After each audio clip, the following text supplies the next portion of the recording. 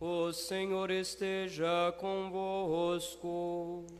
Ele está no meio de nós. Proclamação do Evangelho de Jesus Cristo segundo João.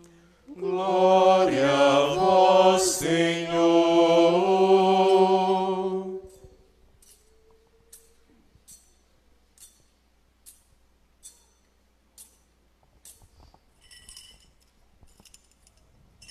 No primeiro dia da semana, Maria Madalena foi ao túmulo de Jesus, bem de madrugada, quando ainda estava escuro, e viu que a pedra tinha sido retirada do túmulo. Então ela saiu correndo e foi encontrar Simão Pedro e outro discípulo, aquele que Jesus amava, e lhes disse: Tiraram o Senhor do túmulo e não sabemos onde o puseram. Saíram então Pedro e o outro discípulo e foram ao túmulo. Os dois corriam juntos, mas o outro discípulo correu mais depressa que Pedro e chegou primeiro ao túmulo. Olhando para dentro, viu as faixas de linho no chão, mas não entrou. Chegou também Simão Pedro, que vinha correndo atrás, e entrou no túmulo.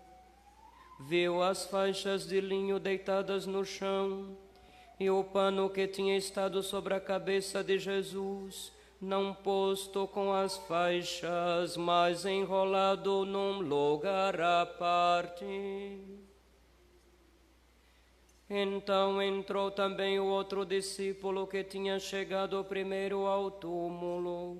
Ele viu e acreditou. De fato, eles ainda não tinham compreendido a Escritura, segundo a qual ele devia ressuscitar dos mortos. Palavra da salvação. Glória a vós, Senhor.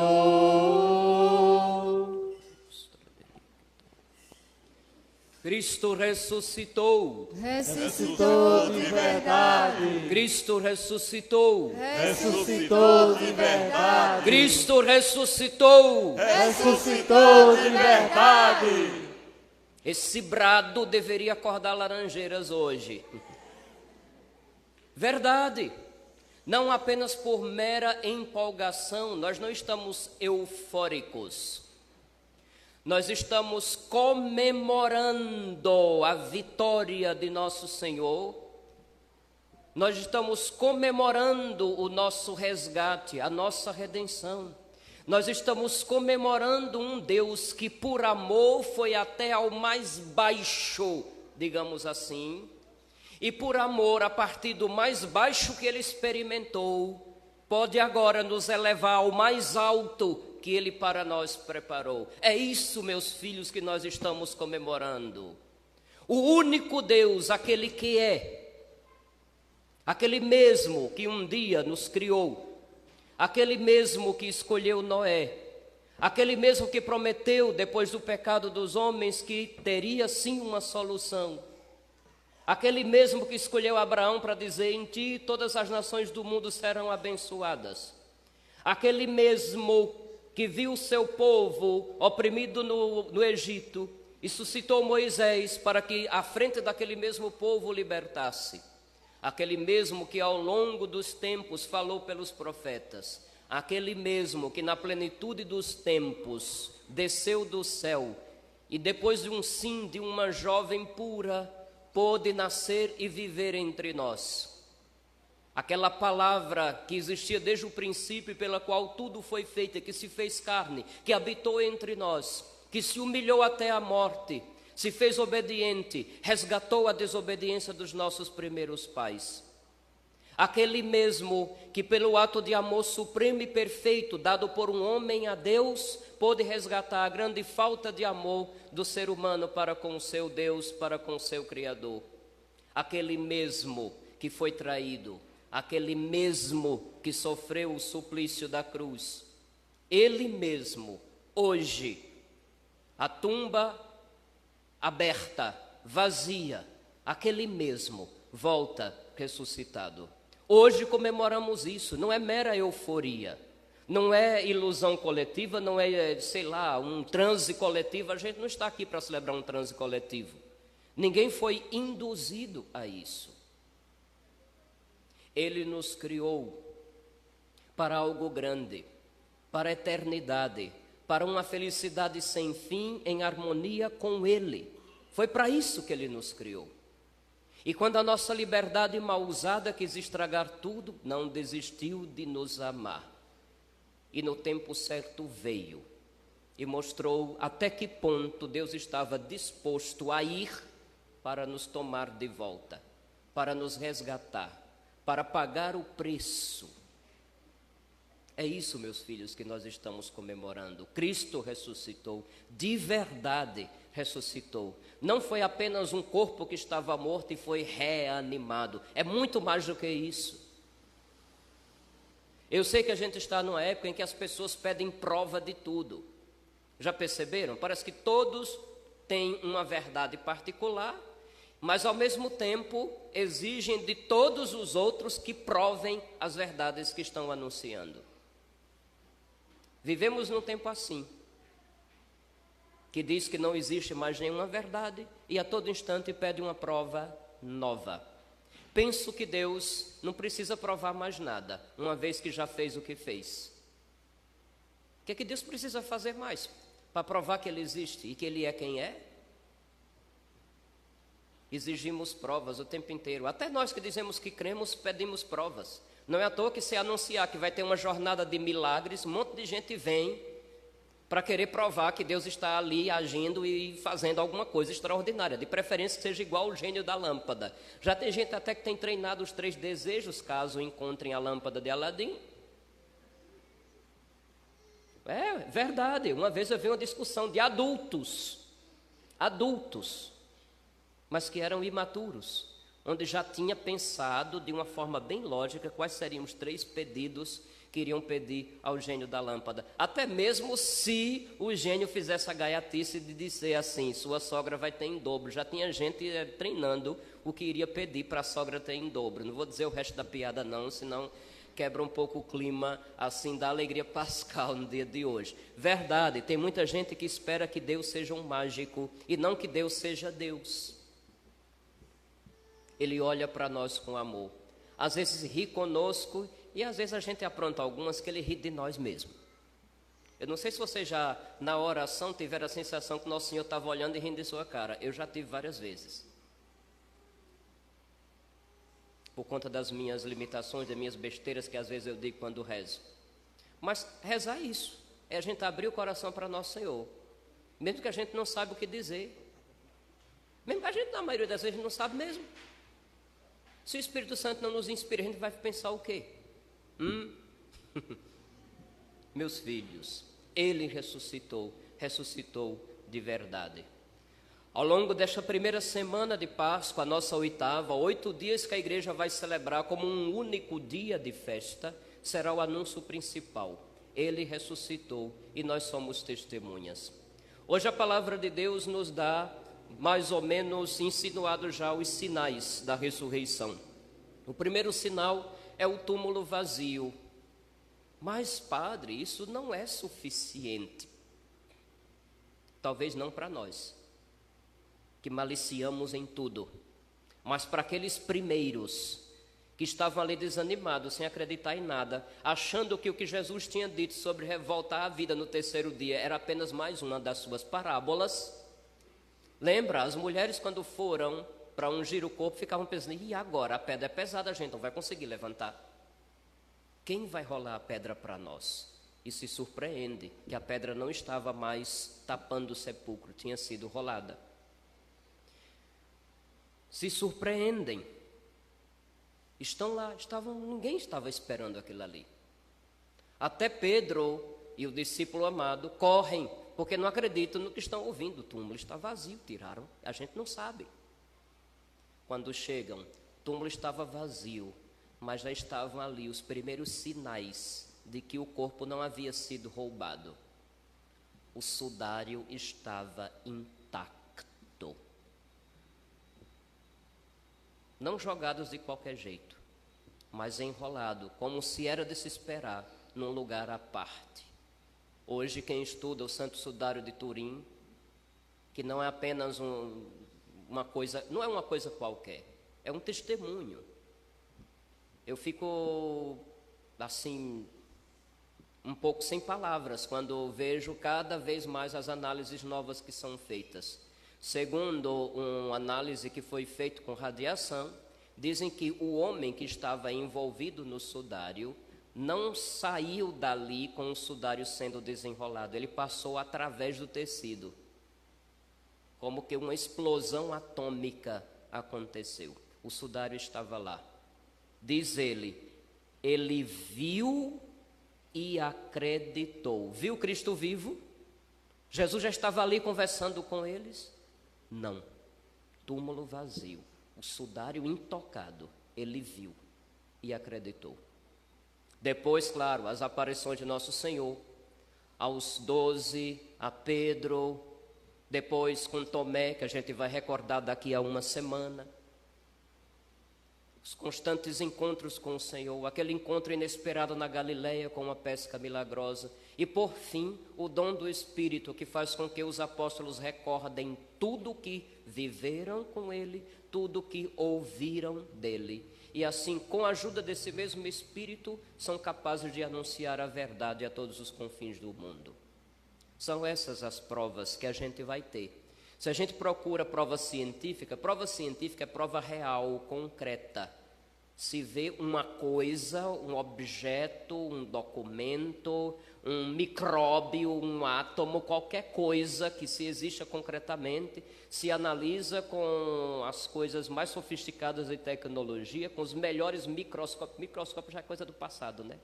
Hoje a coisa é muito mais avançada e pode-se, com o método científico da observação da coisa e da sua constância, tirar as conclusões lógicas. Isso é um método científico, que, diga-se de passagem, foi um católico que inventou, viu? Aí tem gente imbecil que diz, a igreja é contra a ciência. É contra a ciência da tua cabeça, que não tem nada ali, não tem nem cérebro, infeliz. Mas fomos nós, os católicos, que inventamos o método científico. Mas quando se trata de realidades espirituais, isso não é demonstrado por método científico. Isso é demonstrado pelo método existencial. Ainda ontem, na vigília de Páscoa, Padre Kleberto falava sobre a concretude, algo real do ressuscitado, da vida que Ele nos dá. Algo real. Cristo todo é palavra. Mesmo quando Ele não fala, toda a sua existência é palavra. Ele é a palavra que se fez carne e habitou entre nós. Já viu aquelas pessoas que muitas vezes não precisam falar, mas as atitudes dizem quem é e o que a pessoa deseja e o que ela está ensinando?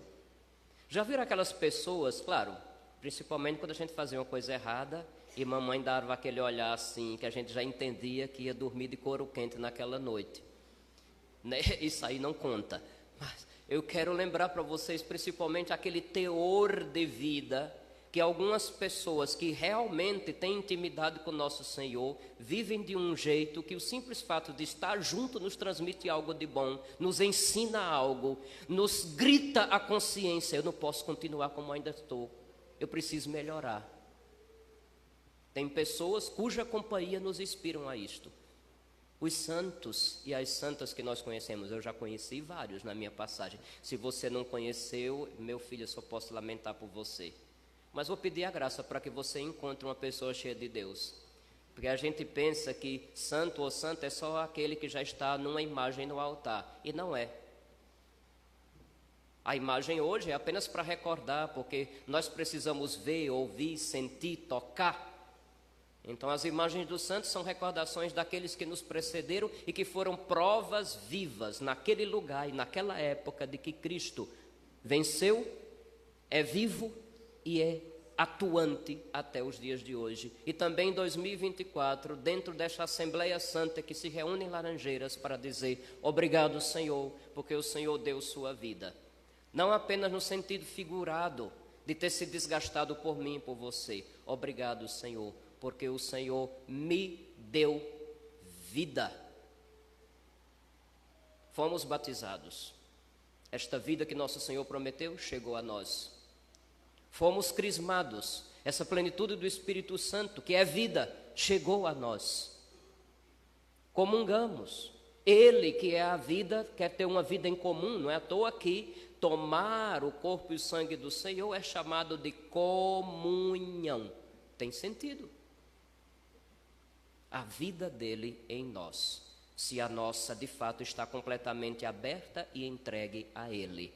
A aliança acontece, se renova, se torna real, se torna concreto. É por isso que a vida dos santos é a prova mais cabal de que realmente ele ressuscitou e continua presente, agindo, fazendo maravilhas no meio de nós. Vamos ouvir, e hoje, nesta era da história, somos nós que temos que dar testemunho.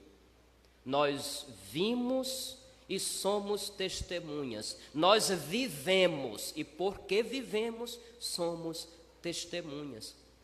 Não é o testemunho dos passados. Contou, não é à toa que a fé chegou até nós. Mas hoje conta o meu testemunho, o teu testemunho. Não uma história bonita que eu decorei com palavras interessantes para, quem sabe, provocar emoções nos ouvintes.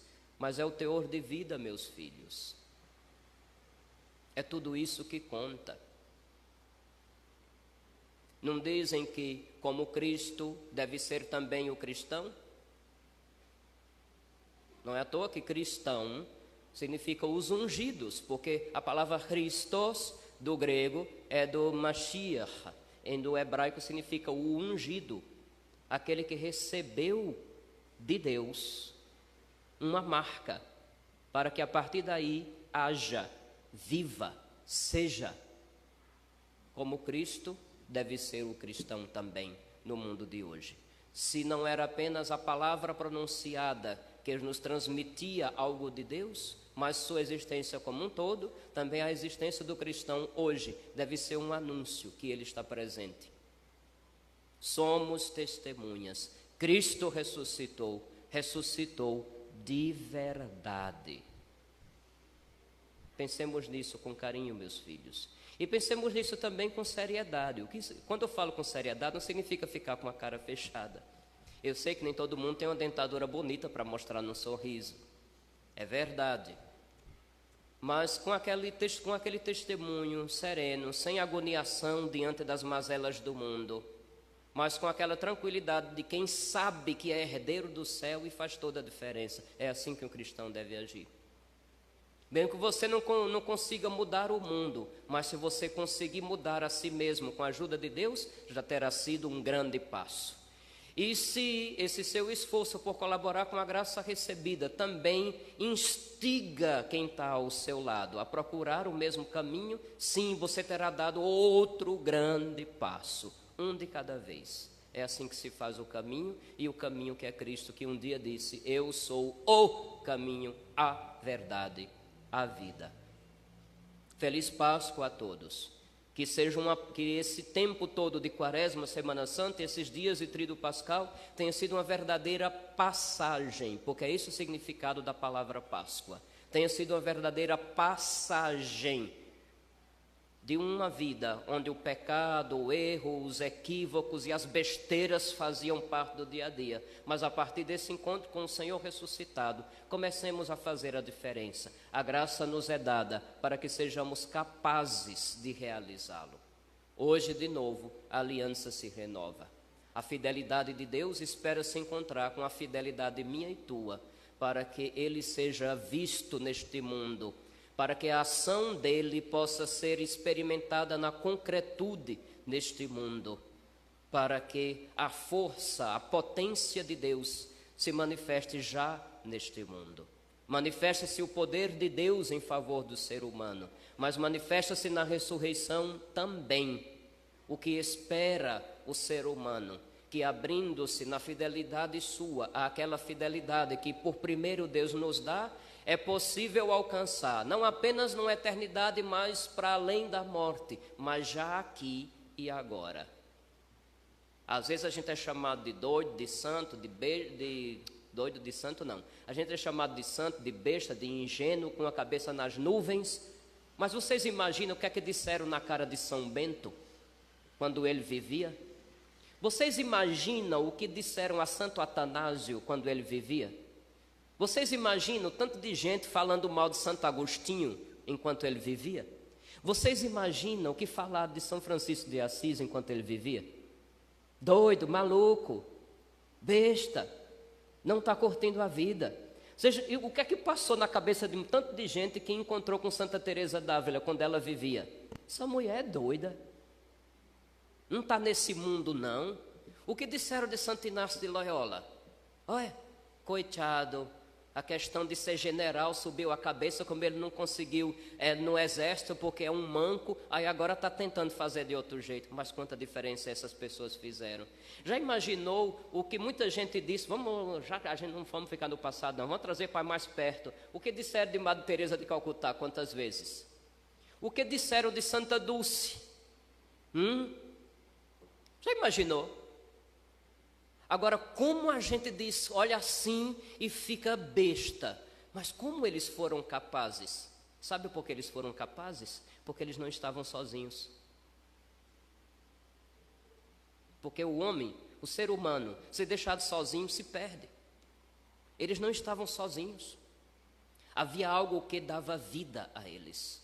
Ou melhor, alguém. Havia alguém que com eles carregava a cruz. Havia alguém que com eles suportava. Havia alguém que com eles vivia. Havia alguém que com eles dava um motivo a mais e além, para que no outro dia pudesse acordar e começar tudo de novo. Os santos são o que são, porque nunca estavam sós. O ressuscitado sempre esteve junto deles, mesmo quando aos olhos do mundo parecia que eles estavam falidos, ferrados e outras palavras piores que vocês estão imaginando, que eu estou vendo umas caras de susto daqui. Também nós não estamos sozinhos. Disse, e vou repetir quantas vezes na vida for necessário, nós somos o povo da aliança. Se a fidelidade de Deus se encontra com a minha fidelidade, toda a diferença na minha vida vai acontecer. Se a fidelidade de Deus se encontra com a tua fidelidade, toda a diferença vai acontecer. Como Ele sempre é fiel, Ele sempre garante. Agora, só não entenda Deus como um gênio da lâmpada presente para fazer assim e resolver todos os seus problemas. Esqueça disso. Assuma seu papel. Assuma sua missão, creia, porque nesse caso a sua fé vai fará toda a diferença. Não procure sinais que provem a presença dele, seja você o sinal que prova aos outros que Deus está com você, porque a graça lhe foi dada para isso. Cristo ressuscitou de verdade, e disso nós, eu e vocês todos, somos testemunhas. Este é o dia que o Senhor fez para nós. Alegremos e nele exultemos. Louvado seja nosso Senhor Jesus Cristo. Para sempre seja louvado.